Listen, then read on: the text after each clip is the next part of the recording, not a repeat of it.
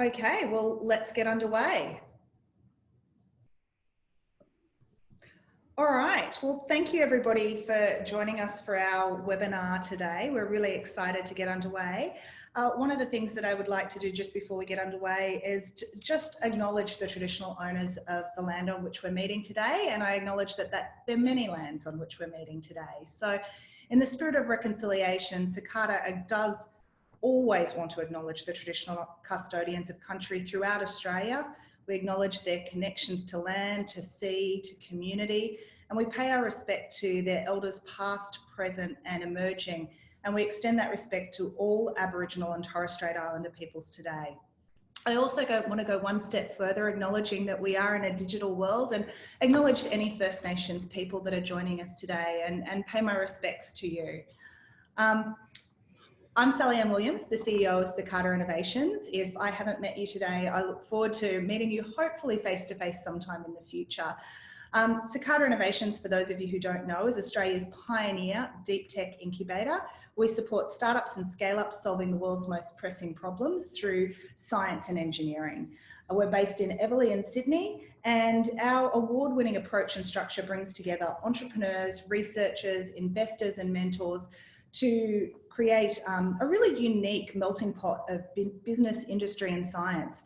Our ecosystem and the Cicada system here has already helped over 300 companies raise over $350 million in venture capital and government grants. We've had companies file well in excess of 500 patents and trademarks and launch about 700 deep technology innovations globally. Our advantage comes from our rich research partnerships and our networks of multidisciplinary domain experts, our specialist deep tech infrastructure, and we're really grateful for our very early wise shareholders of ANU, University of Sydney, UNSW and UTS, and how that they've helped us support us and grow and help us attract some of the people that we've got in this space. So today's topic is all about cybersecurity, and obviously it's something that's top of mind for many people. Working remotely has meant we've all had to radically rethink the approaches that we take to collaboration, productivity, delivering products and services. And it's also brought to the forefront and top of mind to more people than just the security folks in our companies, what that means for keeping our systems secure. And I think it's been a really interesting conversation, not only about what it is for personal responsibility and corporate responsibility, but also more broadly how we think about security and how we think about securing our own digital footprints as well as our company's digital footprints into the future.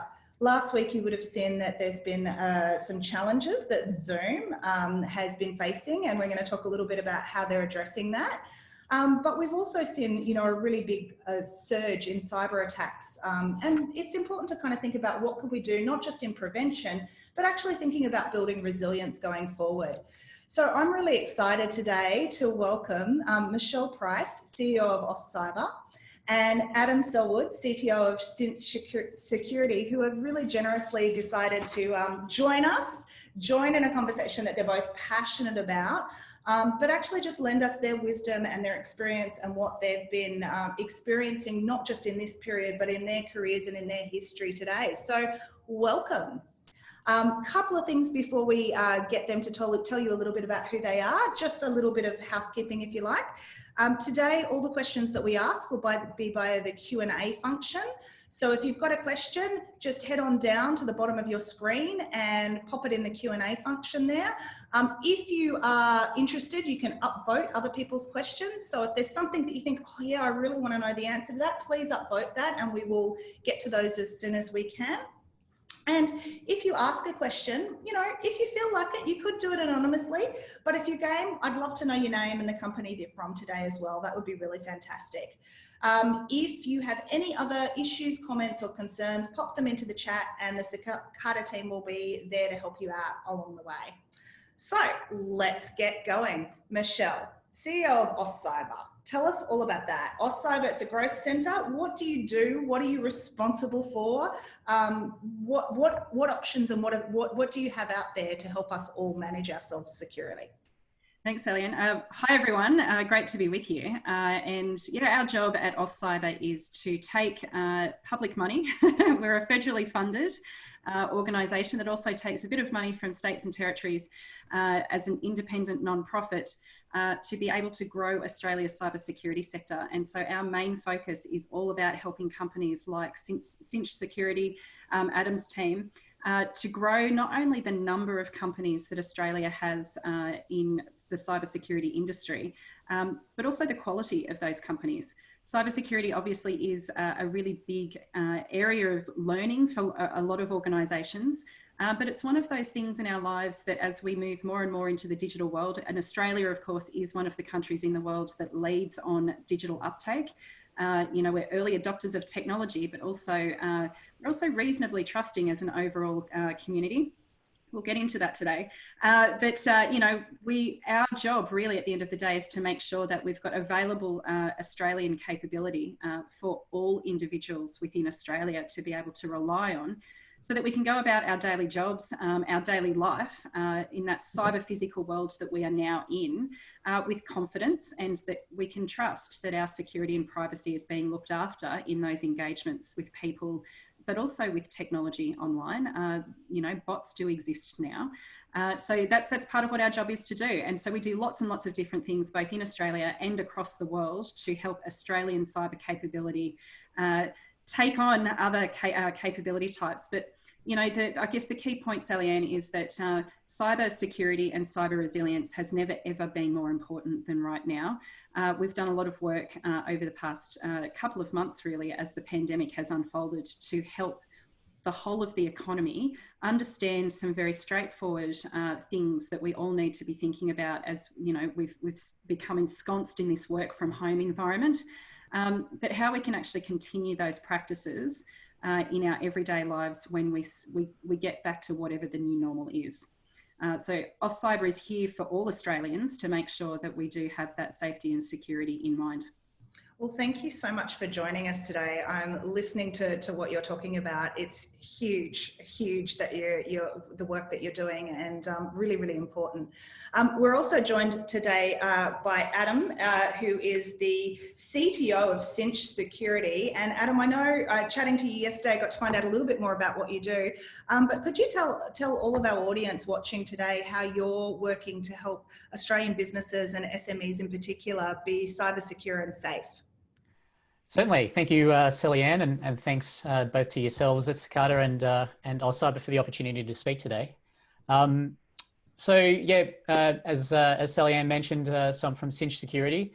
So we are as an organisation and a business, we're solely focused on the small and micro business segment. So we focus everything that we do in the cybersecurity space around how to help smaller teams and smaller organisations build cybersecurity into their day. So we actually prefer to talk about the concept of cyber fitness, a little bit like physical fitness. So continually over time, as part of your regular day, just doing steps and putting the things in place so that you can continue to stay strong and resilient and protect your business against all the threats that are around there, which is constantly shifting. So at Cynch, we've built a platform to help businesses essentially manage all of that. It's basically a cyber risk platform for a small business. So everything's written in plain language, actions that can be completed in as little as 5 minutes or even quicker. And again, designed to help you really focus on the things that matter and take those extra steps. So a lot of everything that we've done has been built from both my co-founder Susie and Mai's experience in larger corporates. So we met at Australia Post, working on big, challenging, meaty cybersecurity issues in that space. And so we're taking that and translating that down into something that's achievable and manageable by even a sole operator. So really designed to help those businesses starting out and trying to wrap their head around everything. But yeah, it's been certainly an interesting couple of months, or as I've been calling it, COVID years. I think we're up to about 5 COVID years at the moment. It's been quite frantic and there's a lot of stuff flying around. So excited to have a chat about it. I love it. I think it's really important, two things that you both touched on there. Michelle, you said one thing around trust, and Adam, you talked about, everybody being able to be cyber secure. I actually really love what you talk about being cyber fit. I think it's a really good rephrasing of what we need to do. And I think where I'd love to kick off in lay terms, because I'm just going to assume that a lot of people joining us today are joining because they don't really know where to start or what to do. And, you know, if you're coming from an engineering background and you work in sort of, you know, a company, a large organization, you can really understand what the vulnerabilities are and what you should do and what you think should think about both personally and professionally. But if you're the average SME out there, or even if you're some of our deep tech engineering companies here that are much more founded on science and, you know, the medical devices space, you know, what are some of the first steps and the first things that you need to be thinking about when you're approaching cybersecurity, you know, both individually, but also as a business owner or business leader? You go first, Adam. I'll go first. Okay. So, I mean, when you're looking at any risk or any cybersecurity, whatever it might be, even like what we're dealing with right now, it all comes down to being able to see it. And so the first thing that you really need to do when you're thinking about cyber risk within a business context is understanding what you have. So if you don't know what technologies you're using, it's really, really difficult to actually figure out how to secure them. So before you go any further is just sit down and figure out what you've got, and then you can start to think about and work through that. I mean, every business right now, if there's a business operating today in particular, it is 100% dependent on technology in some manner, and every single technology that there is a dependency around comes with it an aspect of risk, which is the cyber risk associated with it. And so really it's about trying to build a picture and build an understanding of what is the technology that you depend on. And it might not be yours, it might be your partners or your suppliers or your customers' technology. Understand that technology, build a bit of a profile around that. And I think in the terminology, we're referring to it as your digital footprint. Like, what is your digital footprint? Once you understand that, then you can start to actually go through and figure out how to actually secure that. But yeah, as with us just doing testing right now to figure out who's got COVID-19 and everything else, it's also about, you know, understanding what technologies you have. And I think, and to kind of complement that, it's also at the same time, and you know, you don't have to do it in the same minute as sitting down and thinking about what technology you've got in play. You know, what you're leveraging, especially when you're in startup mode, you're often just taking stuff that you can get your hands on because you need a tool to solve a problem quickly. It's also those human behaviors. Taking stock of the type of culture that you have in your organization, because even if you're a sole trader, you still have a way of how you go about doing your business, doing the business of the business type stuff. So those human behaviors that we exert when we go about doing the work that we do, whether you're a software engineer or, you know, whether you're someone who looks after a diary, or you're, you know, looking at how you can actually get an API to actually function between two pieces of technology, or you're the salesperson. You know, no matter what role you play, you have a particular way of how you go about doing that. That is also open to being attacked. That can actually be, it's one of often, and we'll obviously get into this, but you know, the behaviours that we exert around our hygiene as humans, much the same as how we wash our hands because of COVID. Well, actually, of course, there was a set of people within the population before COVID that know that washing your hands after you go to the bathroom or before you eat and all of that kind of stuff, it minimises the spread of germs. Exactly the same in the digital world. What kinds of behaviours do you have in your day-to-day that actually could be tightened up a bit that helps minimise those risks that Adam described? So I love that. Let's dig into this, because I think this is really interesting, because I think for a layperson who is not involved and doesn't come from a tech background, the general sort of assumption is that cyber is all about these nefarious characters somewhere sitting in a dark warehouse wearing hoodies, because let's face it, that's the stereotype of a hacker. And they're just sneaking their way in and looking for back doors. And, you know, what you're both talking about there, which I think is a really important thing for us to recognize, it's that around practice and behavior and how we show up. So let's talk about some of those sort of practical things that we should be thinking about and aware of, because I know, you know, I spent 13 years at Google and security was drummed into every little living thing that we did. you know, and we would get regular emails out from the company, you know, particularly coming into holiday season, if you're able to get on a plane or traveling somewhere, and they'd be like, security screens, people, use them in public places. You know, what are some of the behaviors that you think that we should be thinking about? And I'm talking about the whole population, the sales team, the marketing team, not just the tech folks, but everybody in the business should be doing to secure their digital footprint, and not just their digital footprint, but their company's digital footprint that they're working for. Because there's two aspects to this. There's the personal aspect and also the corporate aspect. Any tips and tricks for us of what you're seeing? So many. You go first, Michelle. Okay.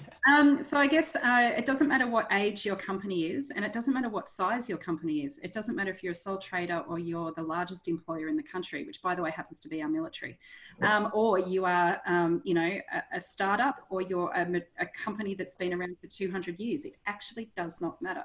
What you can be doing today is asking questions of the technology that you have procured, the technology that you've bought. And when I say that, I know most people are actually thinking about, you know, these monolithic things. If you're a startup, you have bought a subscription to the G Suite usually, or to Microsoft 365 that they've just changed the name to. It used to be Office 365. It's now Microsoft 365. You've bought that technology. Ask the question whether or not it has features in it that enable you to have what's called multi-factor authentication. Different types of ways to be able to authenticate that the person who is logging into your account is you. Does that technology have it? We went through, we do these kinds of reviews at AustCyber on our own technologies every 6 months. And we had found that in the last review, which was at the very end of last year, we had found that the app we were using to take, you know, the photos of our receipts in our financial system had changed their security posture, goodness knows why, to actually remove it to be mandatory to have MFA switched on within their app. And they hadn't communicated that to us as a customer. And so when we only came across it as part of doing that review, and we've dumped them as the preferred app that we use to take the photos of our receipts, and we've moved on to someone else who not only has the multi-factor authentication switched on, requires complex passwords, and we know that the data is being stored around those receipts, because those receipts could be analysed by a malicious actor to get patterns of our spending behaviour, to get sharper in how they might attack our financial system. We also know that the data now is definitely being stored in a country that we trust. So while the provider that we've chosen to go with doesn't store that data in Australia, we know that that data is definitely being stored in a country that we trust. Now, trust is something that, of course, we've raised already, but that's one example of where that's a human decision to do that review regularly. AustCyber is only 3 years old. We're still a startup ourselves. And with all of the knowledge that we have, we still had a gotcha there. The supplier hadn't communicated to us that they had a change in their app build that could have exposed us to risk. And in fact, for 3 months was exposing us to risk. But we asked the question. We constantly ask the question. And so that's a really simple and straightforward trick that no one is holding us back from being able to do. We can choose to ask those questions. And it can be awkward, but we can say to each other in our own organisation, hey, are you really using all of the sort of things that we've put in place? Are you making sure that you are using the password manager that we've said we all need to use? Because it's really important that we do use that. And that asking those questions in that kind of constructive way helps to build that culture around why security is important, which is exactly, of course, what Google did, because Google recognized at a very, very early stage that its greatest risk was going to be the spread of its people around the world. Yeah. And so to protect its IP, to make sure that its state secrets can't be taken in a really straightforward way by being able to observe a screen, we can still make sure that our workforce is mobile, but gosh, we're going to put some stuff in place that makes sure that you get rewarded for having good behaviours around making sure that you follow the security policies that the organisation has. So, you know, I've given some kind of 2 examples there where you can kind of go right up to one of the really large global organizations, right down into a very small organization. AustCyber has 10 people in it, and we're still a startup. I love those suggestions, and I love the idea, you know, you were touching on about being okay to ask questions, and really the role of asking questions is everybody in the organization's job. It's not just the CTO's job or the CEO or the COO. It's actually everybody's job to check in on that security and say, hey, let me understand this a little bit better. And actually that behavior, that good behavior of being, you know, critically analyzing and going, is this safe? Is this secure? Is a really good one. Adam, did you have anything you wanted to add to that as well? I'm looking at my notes, and literally I have in bold and underlined is question the defaults. 100%. So that is exactly the thing. And the entire cybersecurity ecosystem and the industry itself is basically geared around just asking questions and challenging things constantly. Like that is cybersecurity in a nutshell. Like perfect example is MFA. So certainly turning on multi-factor authentication where you get an extra code that required to log into something. By default, it's not necessarily enabled. MailChimp, as an example, it doesn't get enabled, but if you do enable it, you get 20% or 10 to 20% off your account. Like your bill gets reduced. They don't advertise it, but you know, there's incentives to do that sort of hidden in there, but you do have to go looking for these things. Mm-hmm. One of the reasons for that, and we'll talk about Zoom at some stage as well, but the incentives for the platforms and the technologies that you're using are not necessarily security. That is not what they're there to do. They're there to enable you to collaborate, to connect to people, to do all the other various things. So questioning what the decisions they've made in their experience to enable you to do that as effectively as possible is how you approach security in those sorts of technologies. So certainly question the defaults, look for enabling them as much as possible, and then working from there. I think extending on that as well, as you were touching on, Sellianne, is it is a team effort. Everyone should be questioning the defaults. But for that to be happening in a team or in a business, there needs to be a way for them to report that, to discuss that, and forums for them to do that. So certainly a quick tip for any business, big or small, is look at what are the mechanisms you have in place for reporting, for enabling people to ask questions and challenge the norms, because I think that's an important and really allows you to have that conversation and make some of those choices around, is that an acceptable risk from our perspective? For many, you know, the trade-off for enabling or shifting a platform for their expense and receipts may actually be completely acceptable. But you know, if you're not sitting down and having that conversation, you're just carrying the risk without realizing it. So there's some really good questions coming in on the Q&A, and I want to intersperse them with the conversation, with some other things that I know meaty things that I want to get to. But just because they're tied to this, you know, there's a great question coming from Shinta who's asking how you manage the human error factors in securing the system. So I think we've been touching on that about human behaviour. So can you give us some really practical tips and tricks? I mean, one of the things that I'm really conscious of, and one of the things that I've seen work really well is it kind of sounds a little bit like being a parent, but having that repetitive framework of nudges and behavior and reminders of things, not just when a security incident occurs, but when, you know, staff are going to go away and travel, or where they're going to be working remotely, or things like that, and sort of building those things into the system so that there is a prompt and it sort of says, hey, you're traveling overseas. I know that there's things that you can do to enable to restrict access to certain things depending on what country you're in. And, you know, for a variety of reasons, you might want to consider that. But what are some of the other things that you can do to manage the human error factors? Because quite frankly, most security incidents that I've sort of seen have involved humans being a little bit less than awesome. I might grab that one, Michelle, to start with. I actually had a couple of fresh ones this week that I can talk to. So, yeah, and 100%. So I just, you know, yesterday actually had someone send me a contact list, you know, accidentally, because they sent it to the wrong Adam.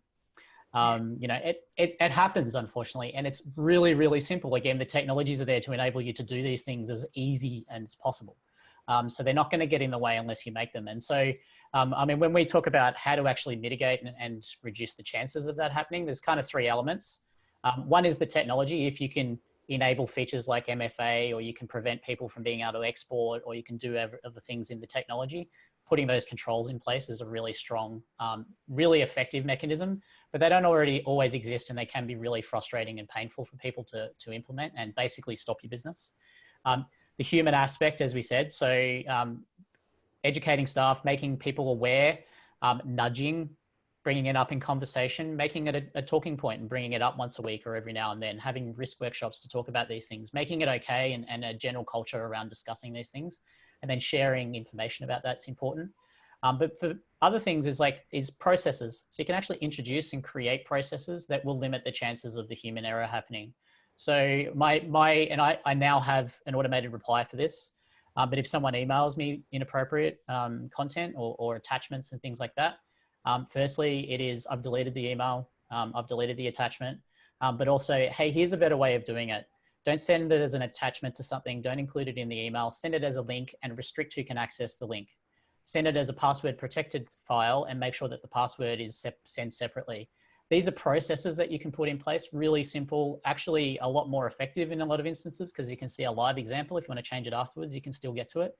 And G Suite's amazing at sorting these sorts of things, as is Office 365. But thinking and sitting down and where are the chances that I'm going to accidentally make a mistake, and putting a process in place if it makes sense is one of the most effective ways of reducing that. But yeah, think about it from what are the technical things, what are the processes that I can implement, and really importantly, how can we raise the awareness side of things and try to get people mindful of it.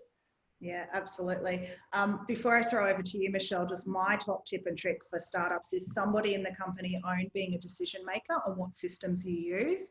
You should not, it's great to empower your employees, but it just brings to mind, Adam, what you were saying earlier, Michelle, you're both so knowing what you have. You do not need 300 different software systems on your computer to run your business. You probably need far less than that. And, that audit process and understanding, and why are you using it? Why are you putting things in, confidential things in free versions of an app to try it out? Really kind of understanding and building that cyber awareness and just that general security awareness. You wouldn't put copies of your keys outside without having them in some sort of secure lockbox that's only accessible by thumbprint or some sort of digital code or things like that. So kind of making that metaphor to real life. Michelle, what about you? What do you think are some of the things that are from a physical aspect, from a human behavior aspect, that you'd love to see people be more aware of? I think, yeah, as Adam said before, there is so much, and that's part of what does overwhelm people. But some of the really practical things in running a business that a lot of people do forget, that this stuff doesn't apply to, is around the onboarding of new staff, especially when you're growing. Like if you're a startup and you're rapidly growing, the different ways in which you have to manage staff changes, obviously, when you've gone from being a 2-person organisation to, say, a 15-person organisation in the space of a couple of months. It happens all the time. How you actually introduce new staff into your network and give them that sort of quick 101 of the different types of things that you use, and that's an opportunity to say, hey, we don't allow our staff to just freely download stuff. If you need something to get your job done well, then let us know, and we'll figure out whether or not that particular branded product is the best one to go with. And if it's something that we're not using already because we're growing so fast, we suddenly do need a CRM.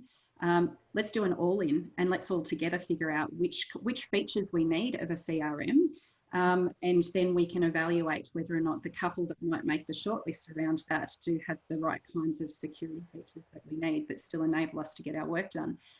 But critically, it's also the offloading of staff as well.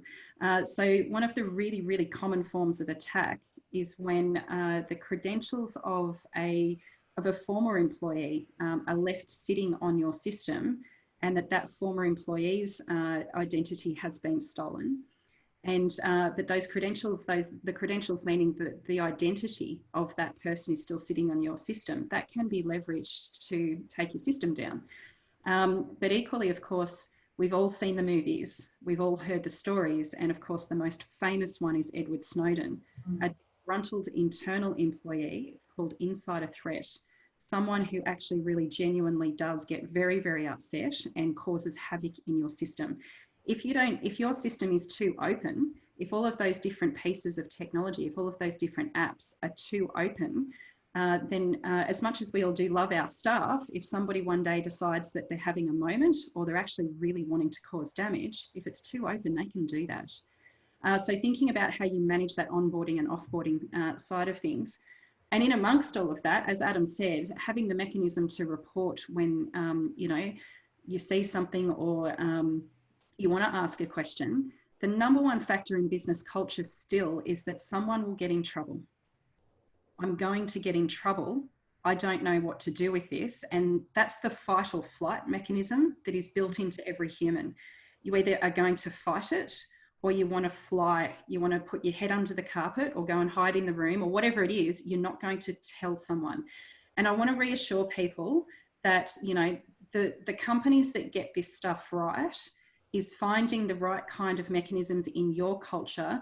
You know, and Adam's already touched on this, on to reward people who bring this stuff forward, to celebrate the fact that the question has been asked, or if there's been a problem that's been identified, particularly when it comes to your financial systems, to your HR systems, and to the management of your IP. It's your IP. That is what your value add is to the world. Management of all of that.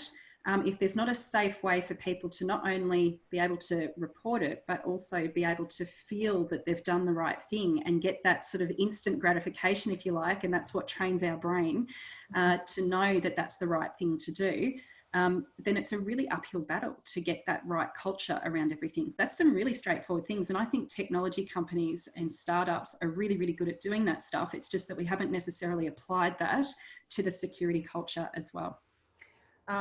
Really, really great kind of to bring in culture. I think it's funny that we think about culture about productivity, and we think about it in terms of, you know, producing great business outcomes and sales and revenue, but we don't necessarily think about it with risk. And you're so right. We do want people to be able to have the agency to bring up things that are problematic, not just in a cyber context, but in any part of the business. To be able to say, hey, this thing over here, it's broken, it's not working, we've got to fix it. And how do we come together and do that and reward that behavior? It's a real challenge, I think, it's a really challenge for large organizations. They're under a real threat of attack to manage their cyber, but, you know, obviously they can employ specialists and, you know, really build out a robust process. But for those that are maybe not of that scale and you know, that are just starting out, their startups and their scale ups and they're DIYing it themselves and doing everything that they can, you know, we've got a great question coming in here from Murray Booker, and I've got another one that came in before the event as well from one of our attendees saying, you know, as organizations invest, we want to manage risks in many forms. What percentage of budget should we be investing in cyber? And how do we understand the return on investment? And the question that we had beforehand was around, that we received earlier this morning was, you know, what are the low cost methods of improving cybersecurity, and, you know, what's reasonable and what's not? You know, do we have employees at home and do we get them to adjust their Wi-Fi network settings or use a VPN or ensure their applications update? And I guess the question really is around, you know, how do you manage cost and risk and that delicate balance? Because obviously you've got to balance your cash flow, but you've also got to balance your security. So how do you teach people, you know, to think that through, and how do you walk them through that journey? There's obviously a cost if they don't do it and something happens, but how do you go down that journey with them and help them really balance those two things? So I might jump in on this one, Adam, because I'm going to give you a really great platform here. To be able to back me up on the data. So there's a couple of things. So if listeners want to get either their keyboard ready or their pen ready, there's a couple of resources. And Murray, it's such a good question because, you know, that return on how much we give up, there's always an opportunity cost, especially in small business, because the cost is so much proportionally higher than it is in larger business to do this stuff effectively, because the risk is actually the same. You know, for a small business versus a large business, you know, if a determined malicious actor wants to come after you, it actually doesn't matter if you're the Department of Defence or you're a sole trader. It's sort of the same kind of level of risk there. So then it's about the resource that you have available to be able to mitigate that. And so we have done we've got a resource available to help people start to understand what the proportionality should look like. We will make sure we send that out if you give us the link to everybody attending today. That's right. And so there's an organisation in the cyber industry called CISO Lens, CISO, That stands for Chief Information Security Officer, but CISO Lens is an organisation that works with CISOs across all of the large organisations in Australia, and they produce a benchmark report every year. The benchmark report this year was sponsored by AustCyber to be able to be made public to everyone. So it's on our website, but it's also on CISO Lens's website, which is cisolens.com.au. That benchmark report actually lays out how much the ASX 200 type companies spend on cyber and what kind of a return they're getting. So that's a really good data point. Even if you're not a large organisation, that gives you context around the different kinds of business line areas, because we all still have those line areas regardless of whether or not you're a small or large business. It's just that, you know, if you're the sole trader, you're wearing all of those line areas on your head. And as we get bigger as an organisation, we start to develop teams around those business functions. So that's a really great resource to look at that. But what I'd like to do is actually reframe it entirely. I'd like us to actually start seeing this as not a business cost, but I want us to see it for what it is. It's a business investment. It's an investment in your future. And so while that opportunity cost of spending $1 on security and privacy versus $1 on product development or the go-to-market strategy or what have you, that dollar that has been spent on cyber and on security and privacy assures the dollar that you'll then find later on to spend on that go-to-market strategy, because you'll have a trusted product to take to market because you've looked after the security and privacy of it. So this is actually an investment, and absolutely you must have a return on that investment. So proportionally, what we look at straight away is, just to answer the question directly to Murray, we sort of say around about 5% to start with. And if you're a small business and you're just starting out in your security journey, that 5% should be spent to, when I look at my screen and when we do the Brady Bunch thing, I should write to go to Adam. And that some of that 5% should be spent on looking at what your fitness is, because that's then going to be able to give you some really strong pointers around where to spend some more money around some of the rest of that 5% on the key areas that help your business, because your business is unique.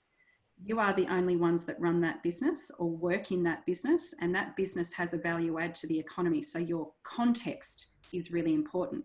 So a tool like what Cynch does helps you figure out what your context is as it applies in the cyber domain, and then can give you some really informed advice around how to spend within that 5%, how to spend that really effectively to get that return on investment. Adam. Thanks, Michelle. Okay, that way. Yeah, look, and so just to reiterate on what Michelle said, so one of the things that we hear or are beginning to hear, and certainly with startups and as they move towards going after larger deals, it's no longer a question of what should be the percentage that we're spending on cybersecurity. It's now a question of we cannot get this deal over the line if we don't spend big on cybersecurity. So really the investment, any investment you make now will offset and pay dividends later if that's the direction that you're going. If you're going larger clients, they will expect and demand that you have hit certain, put certain things in place. And it's far easier to do that from the start than to try to do that later on. But I know we're all balancing and trying to figure out how that works. 5% would be amazing. I would actually say the bigger thing that you should be asking, it's not so much a budget perspective. I believe in the first instance for smaller businesses, it's more of a time question. How much time are you allocating into that? So if you have one person spending even 1 day a week, half a day a week, 2 hours a week, 1 hour a week, you're doing better than most, because most businesses aren't spending any time onto that. And there's a bunch of reasons why that's the case. That's hence we actually built a platform to enable that. So yeah, big plug for Cynch, because that's what we do. And just to give you some context about how we operate. So when we were at Australia Post, Susie and I were working on some initiatives there, and the goal and the ask of us when we were working there was, here's a budget. And it was in the budget that the CISO Lens report, I'm sure sort of captures in some capacity. Here is an aspect of that budget. You can spend this entire budget, but every single dollar that you spend needs to be anchored in a particular business risk. It has to be measurable and justifiable to the dollar. And so we built an we had to figure out, how do you do that? Like, how do you take $1 and figure out where the best place to spend that dollar is. And so we built a platform around that, and it's risk management at the end of the day. Like, you have to actually do that, but you have to go through the motions on that. So understanding what technologies you have, understanding what risks are associated with that. And there's a whole bunch of methodologies that you can use around that, but figuring that out, and then picking the ones that your business is not comfortable accepting, and then deciding how much you're willing to invest time, money into that to actually mitigate that. It's a process. And you kind of have to work that process. And when you're a small business in particular, it's just unachievable. And so that's why we kind of built the platform that we built. What I would sort of just challenge Michelle's point on earlier is in larger businesses, that the difference between the risk in a large business and a small business is actually different. In a small business, the risk is bigger. And the reason for that is that $100,000 disappearing out of your bank account is the end of your business. $1 million disappearing out of a large organization's bank account can be absorbed largely, and they'll continue on. It's a bad week for someone in a large business when an incident happens. In a small business, it could be their last week. And that's kind of the dichotomy and the difference. But it's such a big risk. It's like everything else. It just needs to be managed in and amongst everything. Yeah, and the big takeaway there really is don't ever put it on the back foot, right? Always bring it to the forefront and Yep. make it something a part of your daily practice. We've got some really good questions coming in, but I want to pivot the conversation a little bit about two topical areas and things. And I think one of them addresses some of the questions in here quite well. So we've all had to move to an online world. For some people, they have moved, very naturally into video conferencing, and it was already part of business as usual, and employees worked remotely, and it's been okay, a little bit less fun that we don't get to see each other face to face, but it's basically essentially business as usual. For a lot of other people, and I literally got this from one of the boards that I'm on now, I got a Zoom cheat sheet, which I thought was quite funny, but how to actually show up and participate. But Zoom is a really interesting one, right? They've been in the headlines over the last couple of weeks. It's been quite topical about some of those issues. So I guess the question is it's back to trust, and it's back to judgment. And what do you do? What did Zoom do well? What have they done poorly? And I guess what have they done well in the past, and what have they done poorly in the past, and how have they mitigated against it? And what should we be thinking about when we're transitioning, and how we make those decisions, to enable more functionality to work remotely? Big questions, but let's get to the Zoom one. Do you want me to kick off, Adam? Sure. So with Zoom, I think that, stop Zoom for anything. That's the first thing to say. Absolutely, we've been shown through a whole range of personalities, including, Hamish Blake. Where's Hamish? Where is Hamish? Like, where are you, Hamish? Like, jump in on there. Some takes fun with that. But no, he was making a really good point. And, absolutely, yes, there were some technical experts that were helping him to do that. But, it's not just Zoom. And this is the point, is that there is no silver bullet for security. And that's why it is an investment. It's not a cost. It is something that is ongoing. Just as much as the attackers keep changing their methods, it's actually because the technology keeps evolving. And we're all humans that are building these things at the moment. I hope for the longest time it's humans and not non-human things that are building these things. There will always be flaws, and those flaws will get exploited by people who wish to cause badness or just have a bit of fun, unfortunately. And so I think we have to take it into context in that sense. But yes, it has been Zoom as opposed to any of the other video conferencing facilities that has been in the news. And the security teams, and Adam and I know 100% we can put our hand on our heart and say that the security team that is at Zoom is working really, really hard. They already have resolved a whole series of the issues, but are also working really hard to resolve some of the more complex ones. And the trade-off is always around utility or usability with the security piece. And so those judgments that you mentioned, Sally, and that those are going on all the time. Look, it does come down to trust, absolutely. But where we can see that there is assurance around people doing what they can at the time with the available information, and that they've got a practice of constantly reviewing the security and privacy considerations, not just if the technology has or has not changed, but how people use the technology, because we are using Zoom differently to what we were pre-COVID. that's both in frequency, but also the purpose of how we've been using Zoom and other apps and technology that provides video conferencing. So it's looking at the practices of the organisations to be able to take some kind of assurance that they're either on it and they've got a long history of getting onto it, or whether or not actually we can see that they don't really have a good practice of doing that stuff. So assurance in this is really, really important, because there is never going to be a perfectly secure technology. And we should always be careful to never say never. But the point is, there will never be perfect security in anything, because even if a robot has built the software, the robot has learned from somewhere. You know, that's the whole point there. So I think that at the end of the day, we just still have to take it upon ourselves to think through what we're doing. And it doesn't have to take an hour, it can take 2 seconds. In this Zoom call today, in front of everyone that's part of this webinar, I am not going to disclose personal information that could be used for bad. Yeah. I'm also not going to discuss the financial details of my organisation. I've talked around it actually, haven't I? I've talked around it, but I haven't given specific details that could be leveraged against me. So that's a personal choice that I'm making. So it's again, just taking that time to think about it. You know, we are the masters of our own mouths and you know, our own fingers in terms of what we click on. And I noticed that there's a question about that as to how you balance links within emails. Yeah. Answer that question straight away. Copy and paste the entire link. Don't hyperlink a word. If somebody can see the entire link, they can copy and paste that. They can actually type it into the web browser themselves to see whether or not it's a legitimate link. There's a whole range of things around that you can do to see whether or not that's a legitimate link. But if it's hidden within inside of Word and you click on that word, then, you know, of course you can look down to see the hovering, but a lot of people don't. They just click straight on it. So there's a couple of things in that. Again, it's a choice. It's a choice to look at it before I click on it.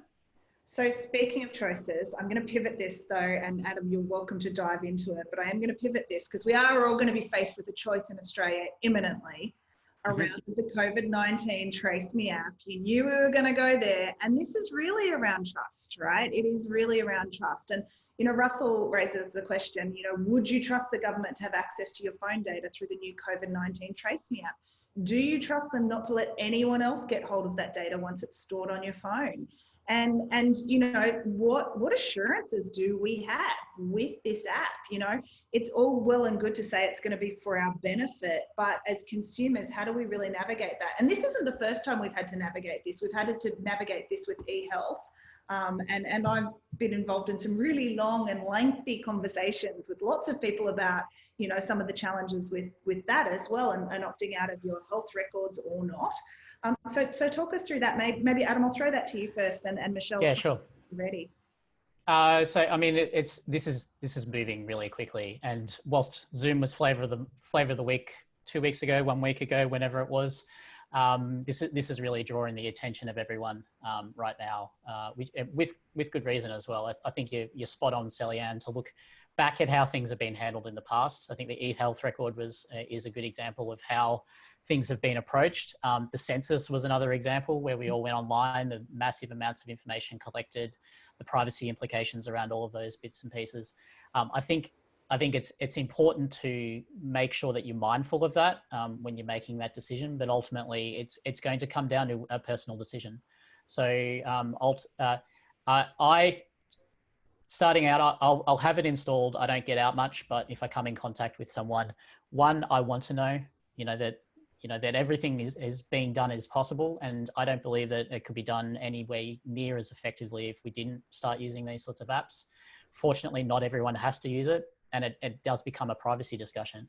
And so you really need to make your own mind up, as everyone did in the immediate release of my eHealth record in terms of opting out. I knew quite a lot of people that opted out and others that didn't. Fortunately, they're starting with this one, as I believe, as an opt-in.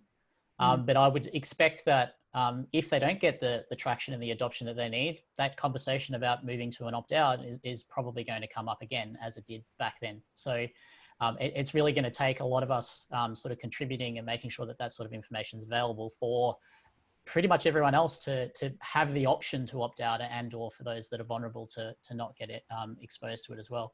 I think everything that we're hearing at the moment is that they're taking it seriously. The privacy is being considered. They're looking to open source it. They're looking for, looking very privacy conscious in their approach to it. It's being accelerated. Everything about this is being accelerated, which makes complete sense because we need this. We need something like this to be able to remove the lockdown. And so I think it's appropriate for everyone to be considering it.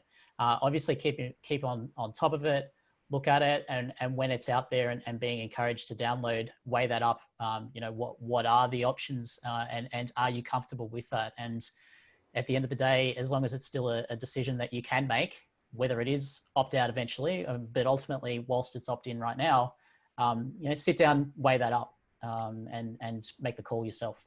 So it's a really good advice. Michelle, I know you've been really close to this and thinking and advising on it. I think this is a really important conversation to educate our entire population about how to be thinking about it, because if we circle back right to where we started, it is about being able to ask the questions and say, what will you do with my data? How long will you have my data? Who will have access to it? If we're going to build that sort of cybersecurity resilience and capability in our workforces and enable our employees, we need to do it into our citizens as well. So what can you tell us about this situation, and what assurances do we have that those kind of conversations and those answers to those questions are being addressed in an appropriate way? Yeah, thanks, Sally. And it's a big one. And why is it different now compared to any other time? It's I think because what is different to the My Health Record situation versus now, they're both to do with health of the country and managing the health of the country, is that we weren't in a pandemic with My Health Record, but also I think that I think we're demonstrating right now our sense of community, that actually we didn't, because we weren't in a pandemic when we were looking at the My Health Record, we were thinking about it quite individualistically. So, we were thinking about it from the point of view of just ourselves and our families. We weren't thinking about how our actions around what we might do to stay in or get out might influence the overall population, even though there were health professionals during the My Health Record who were talking openly about the fact that if there is My Health Record success, we will be able to use anonymised data to solve cancer. That still didn't get traction in the public domain. Fast forward to now, where we're faced with this situation of not only clearly visibly saying that this virus actually is really unpleasant if you do get it. So if you get it and you survive it, it's a really unpleasant experience. But also we're seeing people die.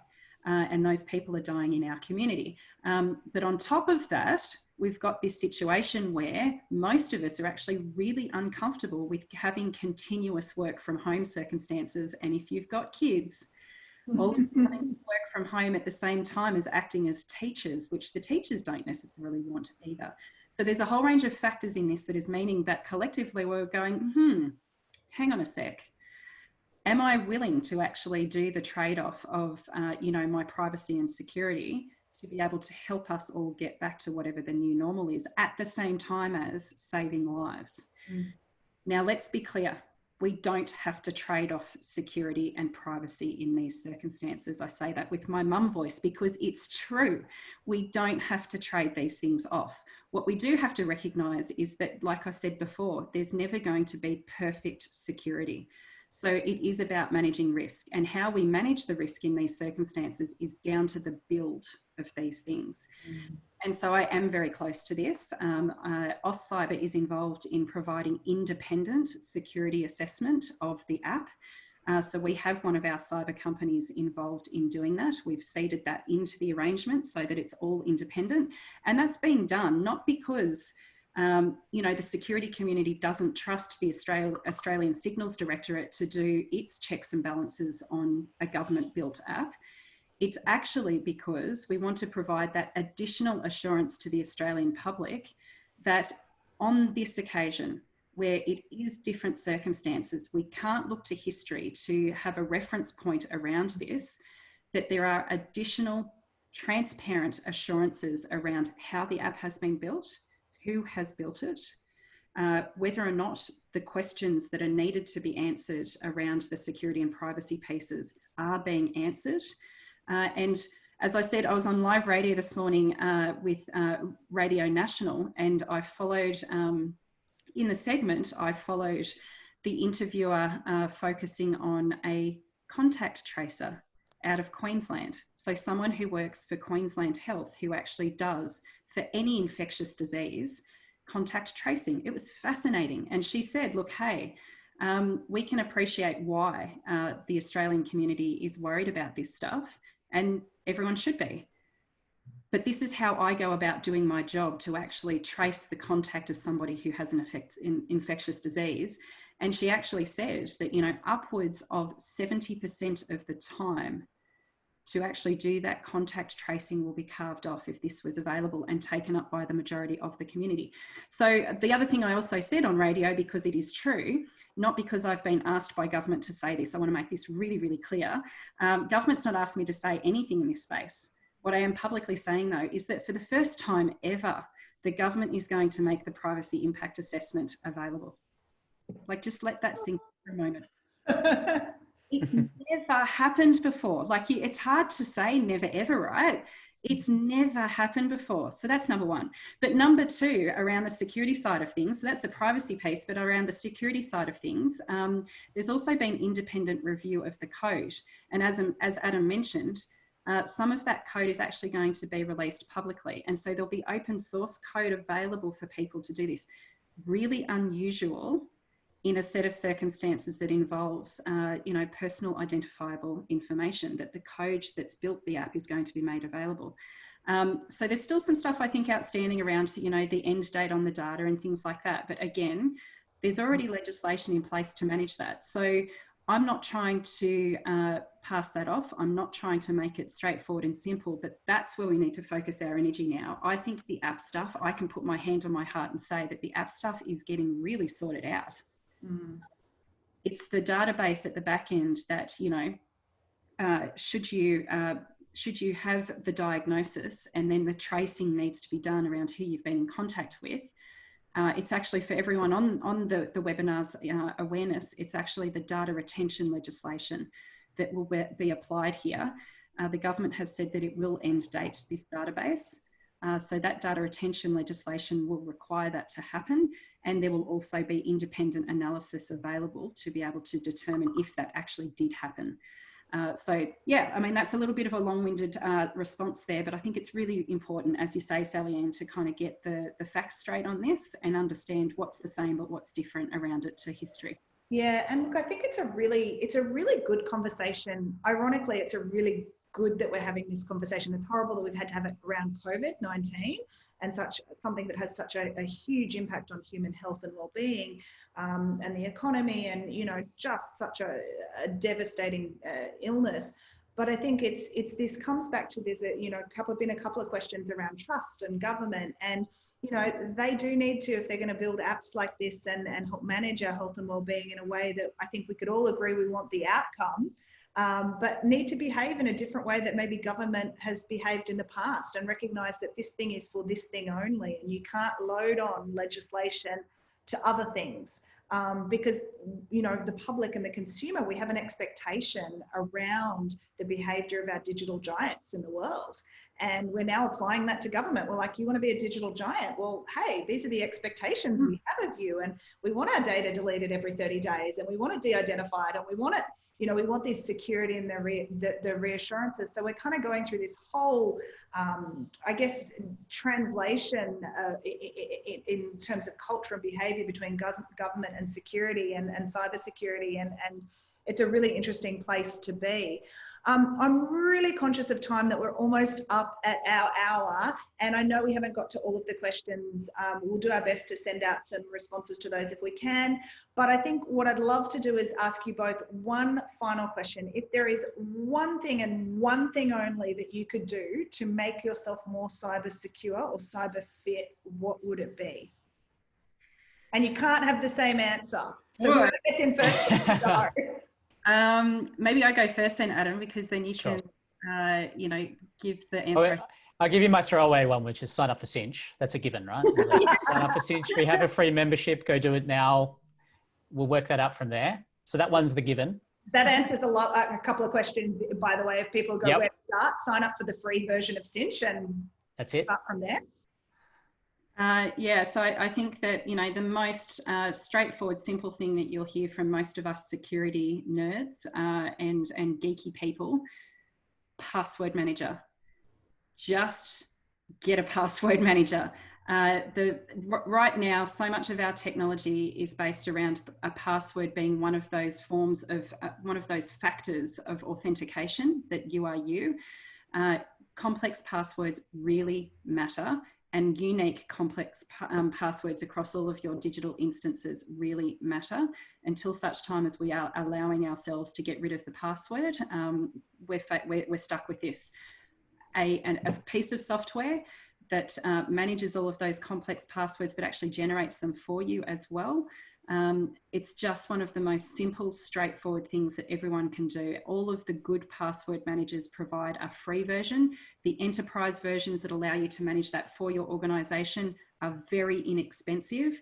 And all of the really, really common forms of email phishing attacks and all of that kind of stuff get pushed away sort of pretty much straight away by just having complex passwords. Awesome. Adam? Excellent one. I think the key thing that everyone should be trying to do in the vein of cyber fitness, that you need to spend 20 minutes a day exercising. You need to spend X minutes, you should do 10 minutes a day of mindfulness for your mental health. For your cyber fitness, find 5 minutes a day. That's it. Find 5 minutes a day, do something, do anything, continue doing it. It all adds up over time. So if you can continually do something once a week, once a day, however regularly you can find time to do that, find something to do and do it regularly. Eventually, you'll find yourself in a really good spot. If you don't do that, you continue to be at risk. So yeah, I think it's find time and just do something, anything. I love it. Awesome. Anne-Marie, Sally-Anne, just really quickly too, some of the questions have been asking what stuff AustCyber uses, and I'm sure Cynch would be, you know, willing to provide, you know, recommendations on actual brands, if you like. Just shoot us an email, because yeah, it would be more appropriate to do it that way. I'm really, really happy to hear. And Definitely. look, thank you, that's great. And we'll make sure to, I know we've got a list of resources from AustCyber as well, and we'll make sure that we do a follow-up. We have got one follow-up email automatically scheduled for the end of this Zoom call, but we'll make sure that we email all the people who registered to attend and send up with some follow-up information about, you know, how to reach out and get in contact with you both. So with that, we are just over time, but I really want to thank you both, Michelle and Adam, for your time today. You've been so generous. Thank you for your contributions. Thank you for your wisdom. Thank you for what you're both doing to keep us all safe. Keep on doing that. Love to thank everybody who participated today. Thanks for coming along. Just want to give a shout out that we are going to be doing more of these conversations and more of these live chats, and hopefully one day we'll get back to doing them face-to-face as well at Cicada Innovations. But if you want to stay in contact, go to our website, cicadainnovations.com, and sign up for our newsletter, and you'll get all of the regular emails about what's happening and what's happening with the businesses here, but also how you can engage with us and engage with all of our partners and the wonderful people that we work with, like our two panelists today. So thanks everybody for your time, and that's it from us from now. Bye. Thanks everyone.